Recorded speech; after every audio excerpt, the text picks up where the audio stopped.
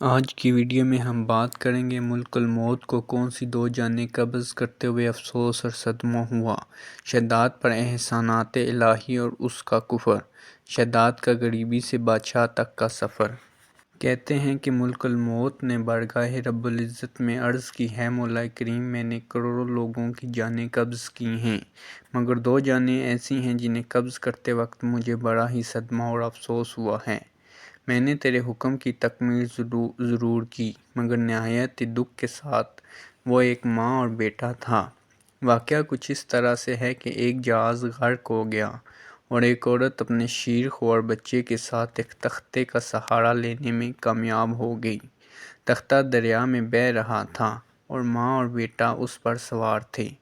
اے مولا کریم، اچانک تیرا حکم ہوا اور میں نے ماں کی جان اس تختے پر نکال لی۔ میرے لیے پریشان کن بات یہ تھی کہ ماں مر چکی ہے، اب بچے کا کیا حشر ہوگا۔ بچہ ایک ٹوٹے ہوئے تختے پر سوار ہے اور تختہ ہار آنے والی لہروں سے ٹکرا رہا ہے، جو کسی وقت بھی کسی تیز لہر کی زد میں آ کر الٹ سکتا ہے۔ بچے کے لیے نہ خوراک کا انتظام ہے، نہ کسی نگران کا بندوبست۔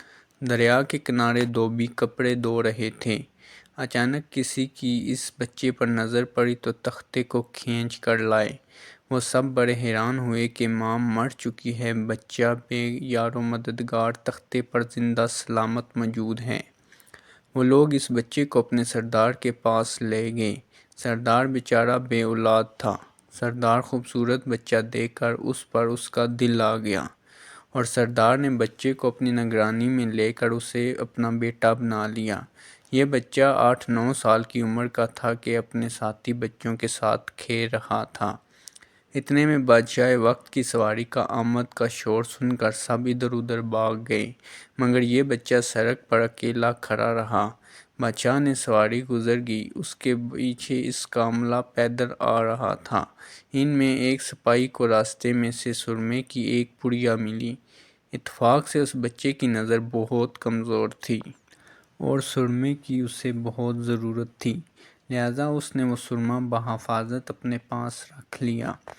آنکھوں میں لگانے سے پہلے اسے خیال آیا کہ یہ سرما تکلیف نہ پہنچائے، لگانے سے پہلے کسی دوسرے شخص پر آزما لیا جائے۔ قریب میں ہی ایک بچہ کھڑا تھا، اس نے اس بچے پر آزمانا چاہا۔ بچے نے سرما اپنی آنکھوں میں لگا لیا، مگر جوں ہی سرما اس نے لگایا، اسے زمین کی تہہ میں موجود چیزیں بھی نظر آنے لگیں۔ جس نے دیکھا کہ زمین کے اندر بہت کچھ ہے۔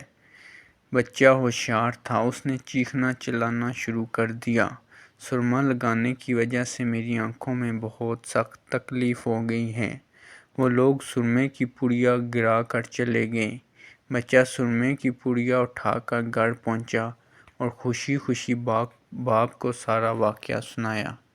سردار بڑا ہی خوش ہوا۔ باپ نے کہا، ہمارے پاس آدمی بھی ہیں اور گدھے بھی، تم سرما لگاؤ، ہم تمہارے ساتھ چلتے ہیں، جہاں کہیں خزانہ پاؤ ہمیں بتاؤ، ہم نکال لیں گے۔ چنانچہ ایسے ہی ہوا۔ بچے کے بتانے پر وہ لوگ خزانے نکالنے لگ گئے، تھوڑے ہی عرصے میں امیر بن گئے۔ بچہ جوان ہوا تو اس نے اپنے پرزور نکالنے شروع کر دیے، اس کے پاس دولت کی فراوانی ہو گئی، زمین کے تمام خزانے اس کی نظروں میں تھے۔ اس نے آہستہ آہستہ بہت سے آدمی اپنے ساتھ ملا لیے۔ اس کے بعد تمام سرداروں کو ادھر ادھر کر دیا اور خود سردار بن گیا۔ آخر نوبت یہاں تک آ پہنچی کہ اس نے بادشاہ کے ساتھ بھی ٹکر لے لی اور اسے مغلوب کر کے خود بادشاہ بن گیا۔ اس بچے کا نام شداد تھا اور یہ وہی بچہ تھا جس کی ماں تختے پر ہی مر گئی تھی اور یہ اکیلا دریا کی لہروں کے ساتھ بہہ رہا تھا۔